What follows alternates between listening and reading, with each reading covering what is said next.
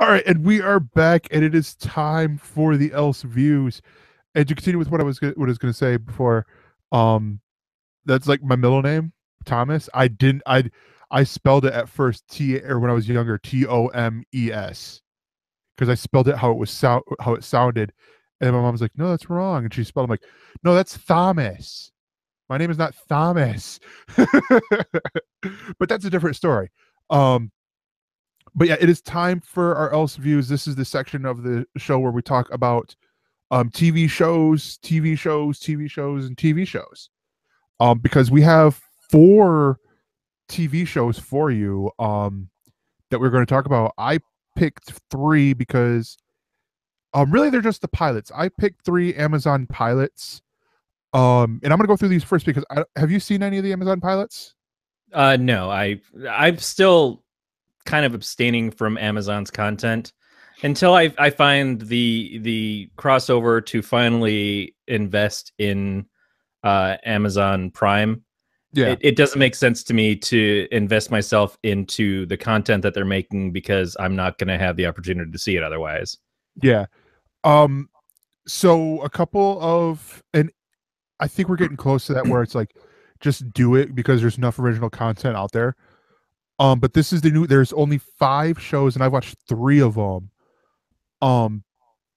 They're out there for the pilot season for this part. All of which you can go to collider.com. They have, the Amazon, the Amazon pilot,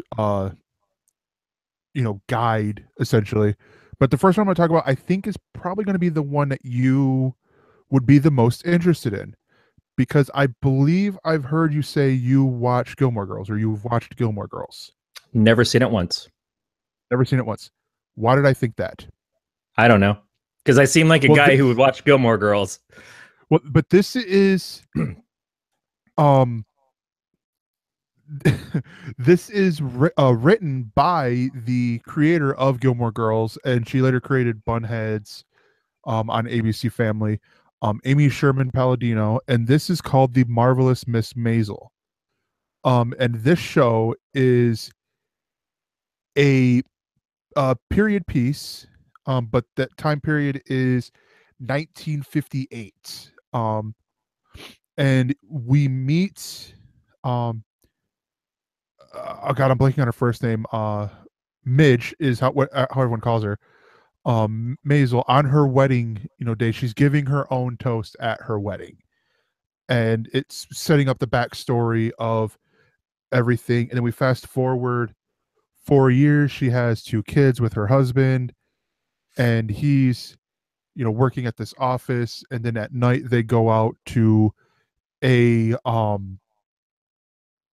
variety, like a bar that has like an open stage, like an open mic night, and he's doing different stand-up routine. Like he's doing stand-up. He wants to be a stand-up comedian and stuff like that. The cool part with this show, I'm gonna take a pause right there, is they have actors playing other actors. Like Lenny Bruce is a character in this show. He has a guest spot throughout the pilot, and it's really cool to see. Because I'm like, wait, hey, Lenny Bruce. Like, it's not actually Lenny Bruce, but like I know that name inside of all these other fictitious names. And the cast is amazing. The lead actress, I cannot think of her name, but she's Rachel Brosnahan. Yes, she is great in here. But you also got Alex Borstein, Tony Shalhoub. Tony Shalhoub. I'm like, I can't think of it. Who's Tony Shalhoub, who I freaking hate in here. He is such a dick, but it works well. Because he is playing a grandfather, a newly found grandfather in the late 50s. So he's playing up to that whole stay out of this room, it's my office, you don't touch anything and we're good. Sort of deal. But the rest of the pilot goes, she's keeping track of how many times he gets a laugh and all this stuff. Her husband, and he decides to leave her for various reasons. So she gets completely drunk, and in her nightgown and robe goes down to the club and drunkenly does a killer comedy set and all that, and that's where it's going to go from here. And it's really funny. I cannot recommend this enough. I think a lot of people will enjoy this show, and I hope it gets picked up. I highly hope it gets picked up. The next one I'm going to go real quickly, and you're going to have to tell me on the, or actually the one after this one, you'll have to tell me on some of the people who are in there. But the next one is Budding Prospects. This is a um Will Sasso's on here. Brett Gelman is in here. This one is set in the like mid to late 80s, I think. Actually, I think it's 83. And 1983. yeah, the whole concept is the lead guy. He works in this bar, and it's just sort of like dead end work and all this stuff. He wants to become a writer. So Brent Gelman's character gives him this job where he will go up into these woods, where it's, middle of bumfuck nowhere in Northern California. I believe they later called it Roner Park. No, I'm joking. But no, like way up in, almost Accurate. like almost Oregon from how I'm picturing this, to grow pot and I think opium, but like to grow drugs. And for 9 months, if they do this whole thing, the three main characters, Will Sasso is one of them, then they will make $500,000 tax free. And that is the base premise of this. You also have, oh god, I'm blanking on her name. Natalie Morales. That's it. Natalie Morales was in the pilot. I hope she's a series regular because she was really good in here. Just adding that whole, like, this different dynamic, and a love interest too for our main character. But this is not on the top of my list, but it is not at the bottom. I still have to see the other two shows. But yeah, that is Budding Prospects. And then the final one, and this is the one, like, if you're looking, I'm assuming you're looking at the Amazon for the cast, because you have to tell me who's in this, because I thought I heard Jason Sudeikis. I don't see him listed in the credits. We've got Matt Browner, Ben Schwartz, who we know from Parks and Rec, and what was it, Lie to Me, or what was the show that's on Showtime that he's in? House of Lies. House of Lies. Missy Pyle, Carrie Kinney. Good amount of people in this. Now, this is animated, it looks like. Yes, this is in the and Creed Bratton, who you'll know as Creed from The Office. He is a supporting character. But he so this is animated. It's in that home movies style, or Bob's Burgers art style, where it's not, like, high production stuff, but it also could just be, because this is a pilot. Like, I remember one of the first pilots that Amazon had, they said, some of the animation is, not the best, but that's also because this is a pilot. If we go to full series, the production will look a lot better. Yeah, and the director is Mark Brooks, and Mark Brooks worked as a writer on Metalocalypse.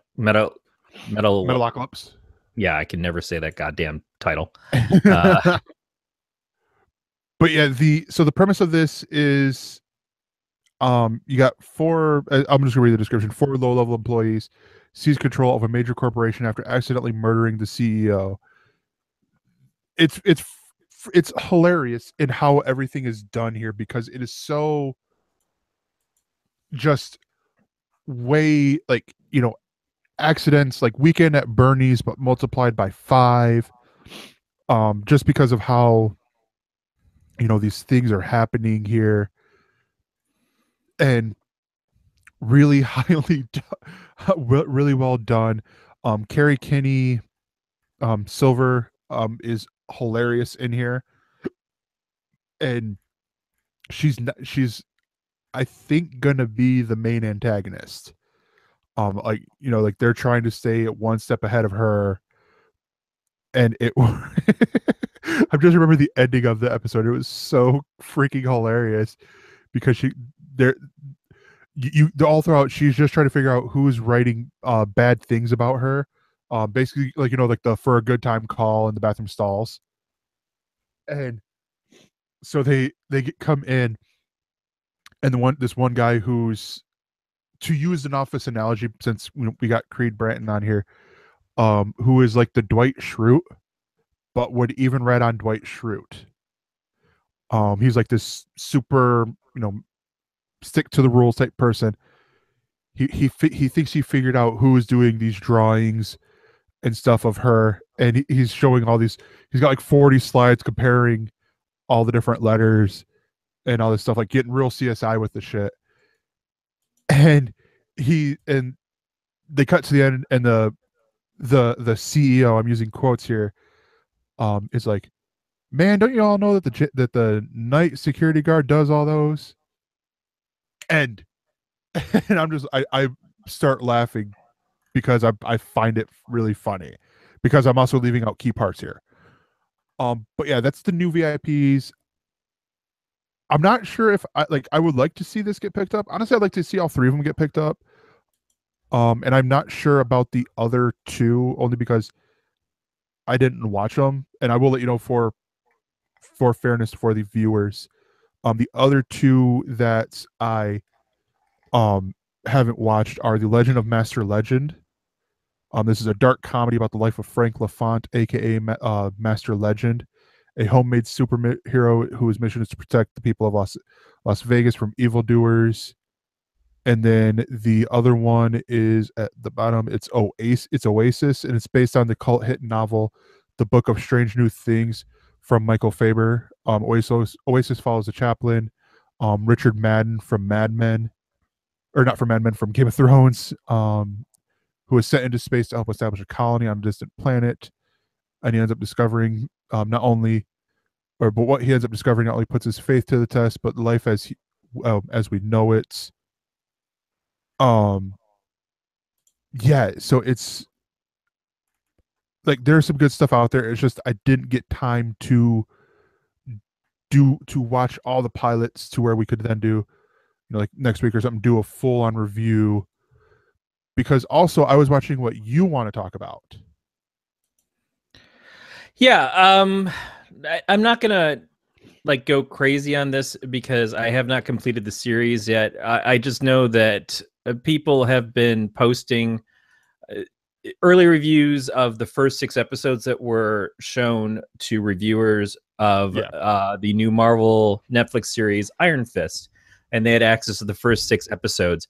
And this show seems to have gotten torn to bits in a lot of reviews, saying it's the first failure on Marvel's parts. It's certainly the least embraced of the Netflix shows so far.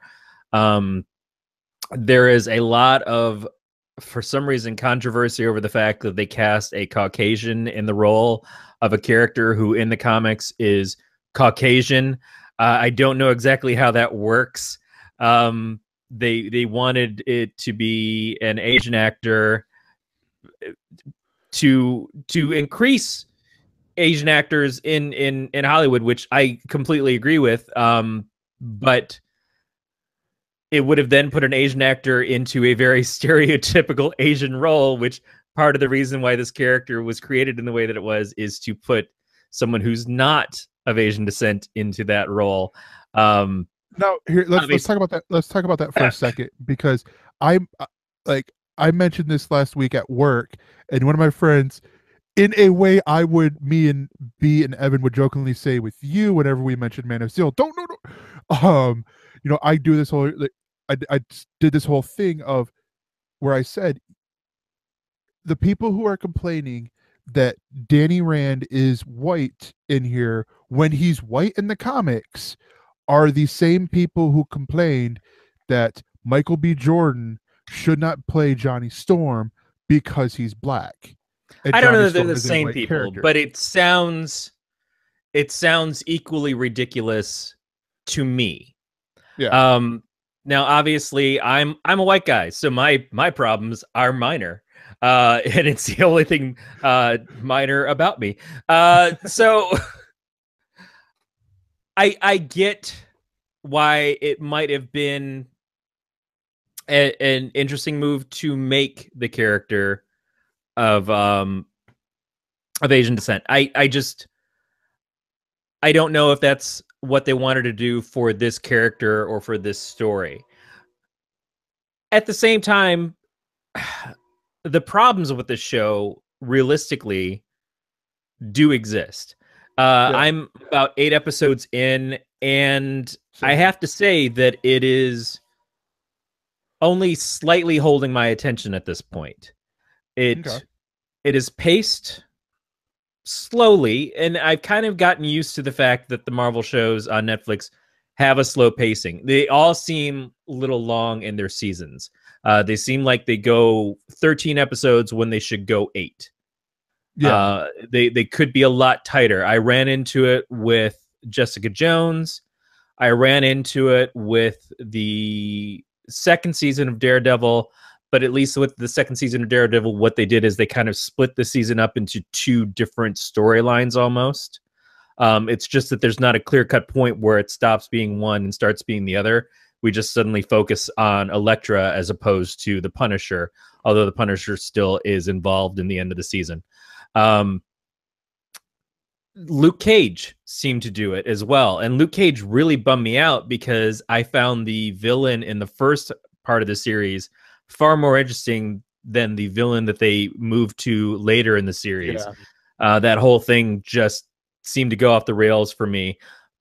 But in a lot of ways, though, the show was still entertaining. I still found the lead actor intriguing. I found the actresses that were alongside of him intriguing. I'm not feeling the same way with Danny Rand and with the actor who's playing him, which is Finn Jones. I don't know if the problem is Jones himself. I feel like it's more the writing and the direction of the show. There's nothing about it that really stands out. The Iron Fist power set doesn't come into play for the first couple episodes until the end of the second episode. And it's really just I can punch stuff, which we already have. Jessica Jones is very strong. Luke Cage is very strong. There's nothing really impressive to this character. The fight scenes are much more intriguing when it's the Colleen Wing character, who I would watch a show about her with a lot more interest than what I have to this.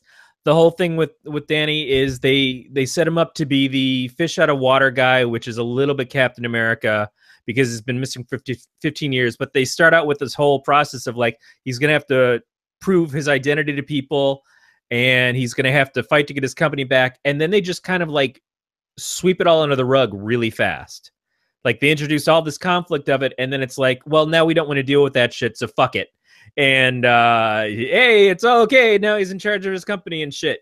The characters that are the kids that he grew up with that kind of work against him at first, and I don't know how far it's going to go with the Ward Meacham character. They're all right, but the same thing with the father. The Harold Meacham is sort of there and feels important, and then again, just kind of like, oops, never mind about that bullshit. We're just gonna deal with this thing over here.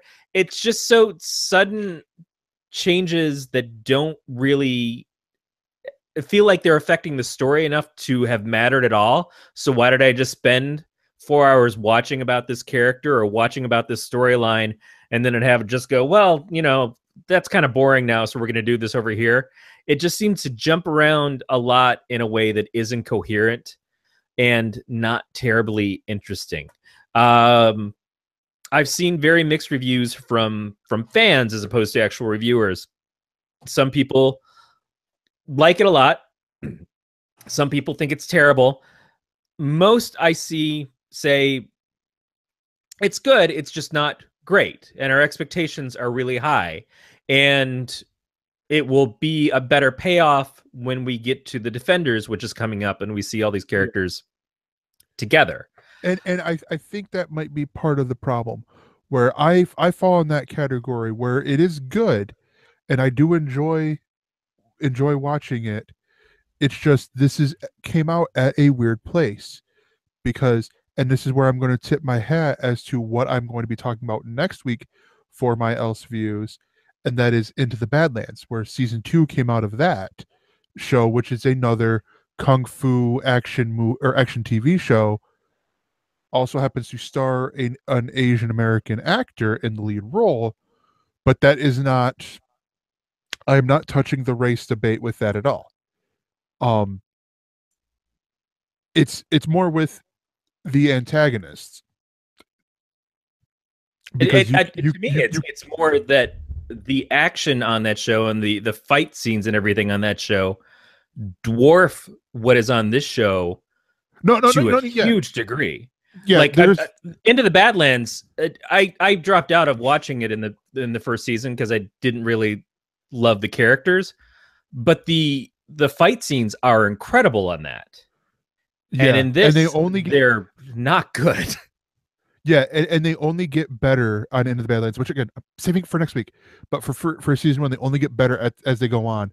But with this, it was almost like it seemed like they shot this chronologically, which would make sense, but because some of the early fight scenes seem a little slow, like it's almost like this was them training, and then as it got further, it seemed like, okay, they're picking up the pace, it's becoming better.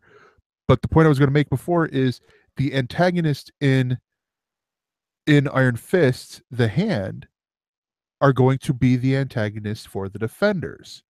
So it's this sort of setting up for, or not really setting up for, a foregone conclusion that I think has some people upset.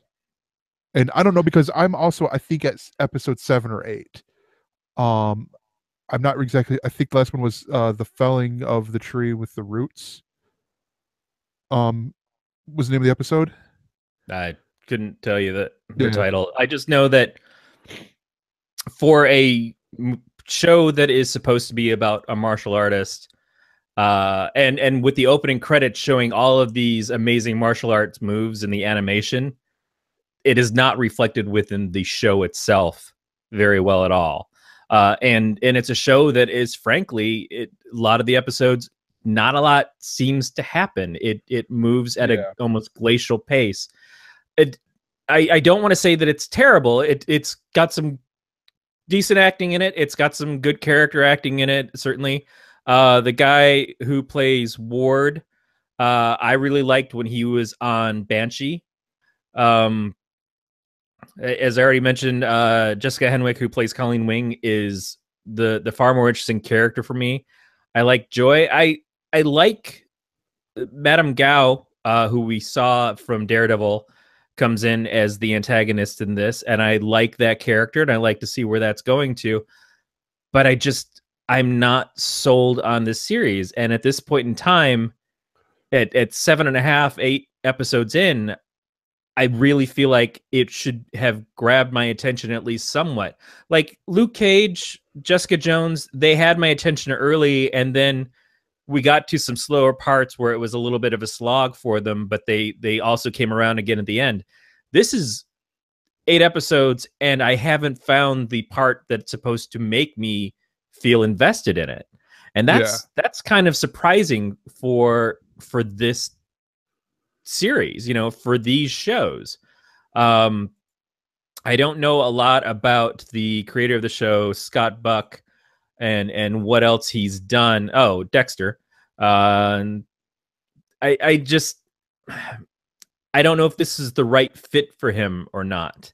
But it's I can see why the complaints are there. It's certainly one of those things that I don't abhor it. I don't feel bad watching it if I want to be a completionist and watch all the Defenders individual seasons to get to the collected series when it happens.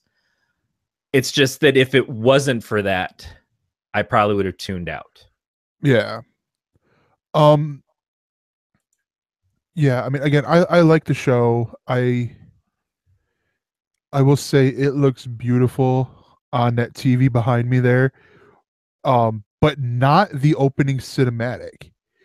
Surprisingly enough, that I can see the little pixels and all that stuff as it's going around, and I'm like, yeah, that looks a little bad. But then I get into the TV or the actual episode because I'm paying for the 4K tier of Netflix now, and I'm like, ooh, pretty.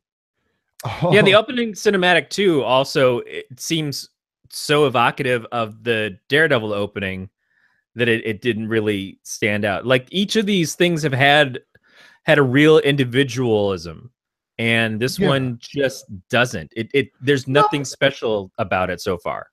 I would say it's pretty individual because it's with the Daredevil one, it's just the blood dripping down on the different things.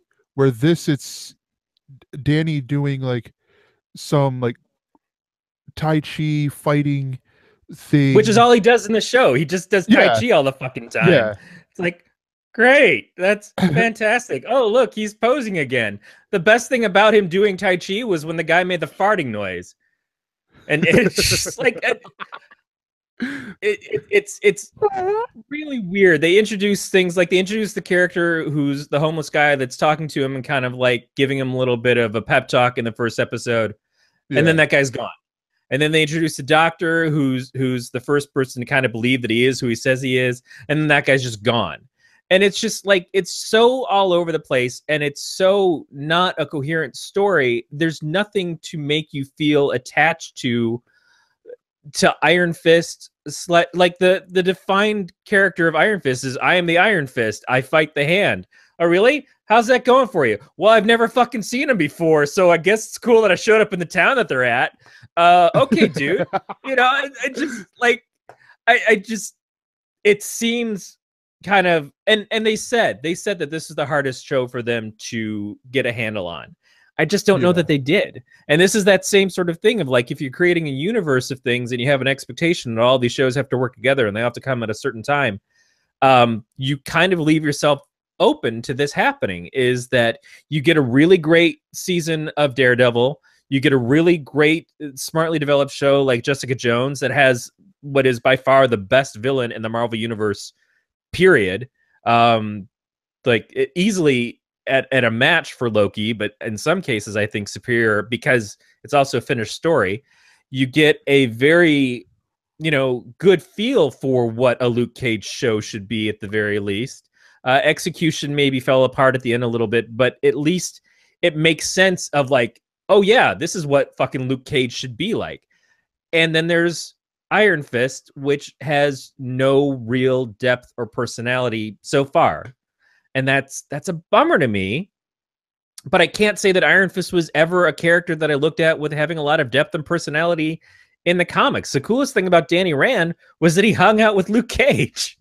yeah, It was that they were in Heroes for Hire together. But I mean, as far as martial artists in the Marvel Universe go, Shang-Chi was kind of way fucking cooler anyways.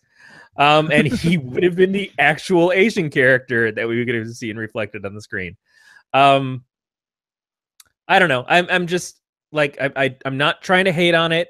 I think that it has some definite challenges. I'm hoping it's going to finish strong, and I certainly hope that it all comes together and make a better cohesive story for Defenders itself. I'm looking forward to the interaction of these characters with each other, especially Danny and Luke, because I think that could bring out something in this character that he doesn't have now, which is how he plays off of being palled up with that guy. yeah. It's The just let's see what happens. I also am kind of a little torn because they're pushing a romance between him and Colleen Wing, whereas in the comics, Danny was together and is together with Misty Knight, which I again find more intriguing. Not that I don't like Colleen because I think she's awesome. I want to see those two characters together as well. I want to see Colleen and Misty and the Daughters of the Dragon thing develop. That is way cool to me as well. Yeah. The other part I will add that I really enjoy is the fact that the first 3 or 4 episodes really just, it's down close. You're focusing in on Danny, Joy and Ward Meacham, and then Colleen, and then Papa Meacham. Like that's really it. There's not all this. So we're gonna go over here and go over there, and Harold, yeah, Harold Meacham. We're not going, over here and then over there and all that, and it stays with almost like through the whole thing, and then once we're at a natural part to break, then we go over here, in a way, and I really enjoyed that, seeing that here, and then how their stories sort of like naturally come here, meet together, will cross and stuff like that. Yeah, But I don't that's even know just about naturally at this point. That's the other thing for me is that the Claire Temple character. I love Rosario Dawson.